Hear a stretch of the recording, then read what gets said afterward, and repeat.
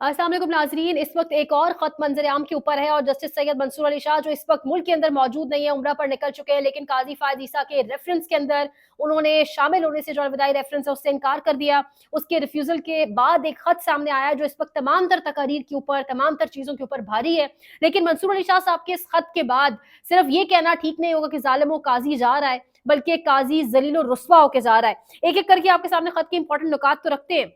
मंसूर अली शाह साहब जो इस वक्त सीनियर तरीन जज जिनको चीफ जस्टिस नहीं नॉमिनेट किया गया, उनका इस अलविदाई रेफरेंस के अंदर शरीक ना होना, उनका और उसके साथ साथ मजीद कुछ 6 से 7 जजेस का कल रात गए अलविदाई इशाइया के अंदर शरीक ना होना बहुत कुछ इंडिकेट कर रहा है, बहुत कुछ बता रहा है काजी फारिसा के हवाले से। और इसके साथ साथ जस्टिस याया अफरीदी पर भी बहुत सारे चैलेंजेस हैं, बहुत सारे प्रेशर्स हैं कि वो किस तरह सुप्रीम कोर्ट ऑफ पाकिस्तान के अंदर अपने हाउस को इन ऑर्डर कर सकेंगे, किस तरीके से जो एक्सटर्नल इन्फ्लुएंसेस हैं उनको दूर कर सकेंगे, किस तरीके से जजेस को वापस यूनाइट करके एक टेबल के ऊपर बैठा सकेंगे, बहुत सारी चीजें। लेकिन सबसे पहले बात करेंगे इस खत की जो इस वक्त मेरे आगे मौजूद है, जिसका टाइटल है refusal to attend the reference for chief justice Qazi Faez Isa, यानी 25 अक्टूबर 2024 को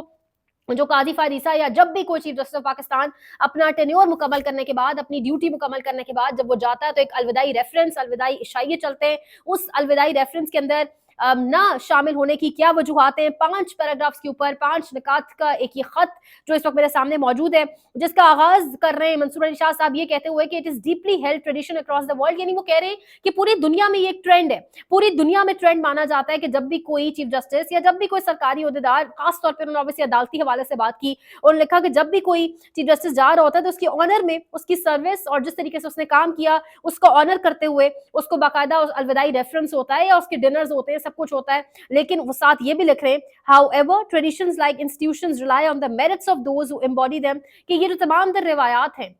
ये जो तमाम तर रिवाज है, ये जो अलविदा कहने के, ये जो ऑनर करने की रिवायात हैं, ये सिर्फ उन्हीं लोगों के लिए होनी चाहिए जो इंस्टीट्यूशन के मेरिट पर पूरा उतरे, जो इदारों के मेरिट पर पूरा उतरे। इसके साथ साथ वो ये भी लिख रहे हैं, यानी काजी फारिसा के ऊपर उन्होंने एक ठीक ठाक फर्दे जुर्म आयद कर दी है। वो लिख रहे हैं कि इनके एजाज में मुनक़िदा फुल कोर्ट रेफरेंस पे शिरकत से इनकार, और इसके साथ साथ वो कह रहे हैं कि ऐसे रेफरेंस पे शिरकत और इस मुद्दत कार का जश्न मनाना ये पैगाम देने के मुतरादिफ होगा कि कोई चीफ जस्टिस अपने इदारे से गद्दारी कर सकता है, इसकी मजबूती को नुकसान पहुंचा सकता है, निचली सतह पर गिर सकता है और फिर भी एक मौजूद खादिम इंसाफ के तौर पर सराहा जा सकता है। मैं माजरत चाहता हूँ, मैं अपनी जमीर की आवाज पर इस चीफ जस्टिस के लिए किसी रेफरेंस में शिरकत नहीं कर सकता, खड़ा नहीं हो सकता। यानी वो कह रहे हैं कि ये जो अलविदाई रेफरेंसेज हैं, ये जो अलविदाई तमाम तर चीजें, ये उन लोगों के लिए होती है जो अपने इदारे के लिए खड़े होते हैं, इदारे के मेरिट्स पे पूरा उतरते हैं, लेकिन मेरा जमीर मुझे ये इजाजत नहीं दे रहा कि आज मैं यहाँ पर खड़ा हो सकूं। इसके साथ साथ वो कह रहे हैं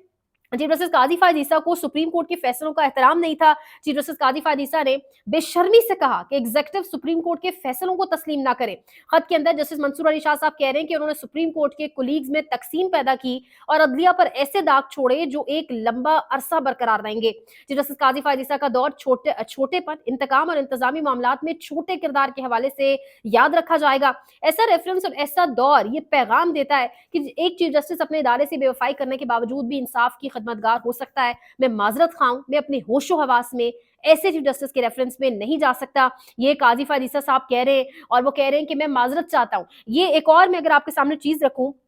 आखिर में उन्होंने बल्कि सेकंड पैराग्राफ में वो लिख रहे हैं कि earlier when former chief justice Mian Saqib Nisar overstep the boundaries of his constitutional role, यानी वो कह रहे हैं कि जब साकिब निसार ने अपनी जो आईनी हदूद है, जो आईनी दायरा कार है, उससे बाहर निकलकर जब काम किया और वो जो एक बाउंड्रीज है उनको फॉलो नहीं किया, तब भी मैंने 17 जनवरी 2019 को एक लेटर लिखा जो रिकॉर्ड पर मौजूद है रेफरेंस की प्रोसीडिंग्स में, और तब भी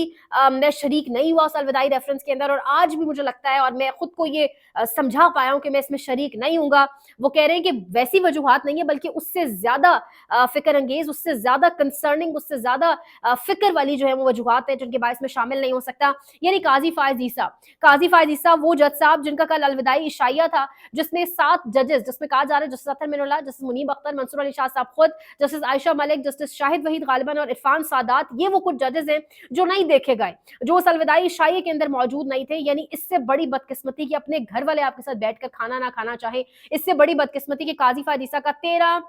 साला करियर, 13 साला टेन्योर, जिसमें बलूचिस्तान हाई कोर्ट के अंदर भी उन्होंने काम किया। फिर 13 जनवरी को उन्होंने गालिबन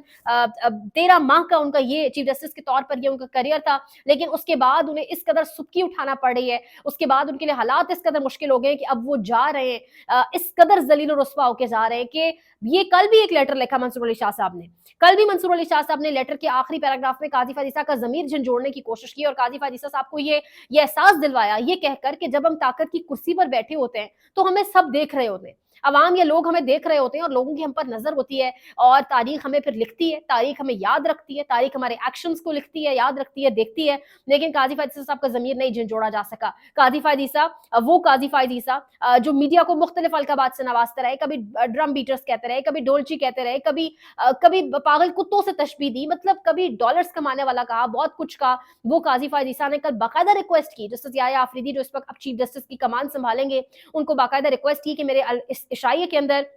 मीडिया किसी तरह से भी मौजूद ना हो। अदरवाइज जब भी चीफ जस्टिस का इशाया होता है, जब भी ऐसे चीफ जस्टिस जा रहा होता है, तो मीडिया तो मौजूद होता ही है, उसके साथ साथ आपकी लो जुडिशरी के अंदर से भी वकला और वकला तंजीमें मौजूद होती है। लेकिन वो तो दूर की बात, कल काजी साहब ने मेक श्योर करवाया जस्टिस याया आफरीदी से, और जस्टिस याया आफरीदी के हाथ में तमाम तर इंतजाम थे, तो ये मेक श्योर करवाया गया कि किसी तरह से भी मीडिया यहाँ पर करीब ना भटके, सुप्रीम कोर्ट के लॉन तक भी मीडिया को ना जाने दिया गया। और अपने सुप्रीम कोर्ट के अंदर से 7 बड़े जजेस कल किसी तस्वीर में या दूर दूर तक नहीं दिखा दिया कि मौजूद है, और जो कल अलविदाई इशाइये में मौजूद नहीं थे वो आज अलविदाई रेफरेंस में मौजूद नहीं थे। वो गालिबन आगे जितने भी प्रोग्राम्स होंगे अलविदाई के हवाले, इशाइयों के हवाले से आज रात भी शायद कोई एक्सपेक्टेड है, उसमें वो मौजूद नहीं होंगे। काजी फायद ईसा की इससे बड़ी बदकिस्मती, काजी फायद ईसा का इससे ज्यादा बदकिस्मत होना क्या होगा कि जाते हुए उनके अपने घर वाले उनके साथ खाना नहीं खाना चाह रहे, बाकायदा लोग शुक्राने के नफल अदा कर रहे हैं, लोग शुक्राने के नवाफिल अदा कर रहे हैं, लोग एक दूसरे से ये रिक्वेस्ट भी करते हैं, मैंने देखे